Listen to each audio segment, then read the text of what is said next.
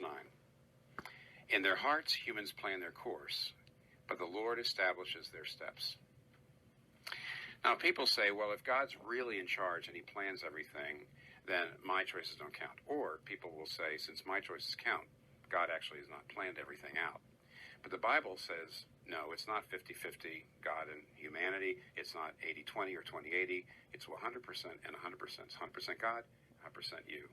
Take a look at Pharaoh. He hardened his heart, and yet the Bible says God hardened his heart. Which was it? It was both. Look at Acts 27.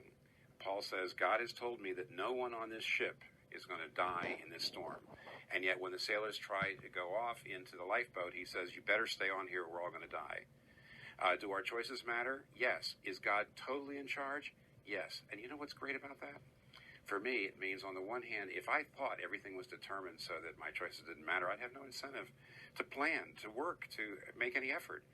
But on the other hand, if I thought that my choices could ruin God's plan for me, and Romans 8:28 says, all things work together for good for those who love God.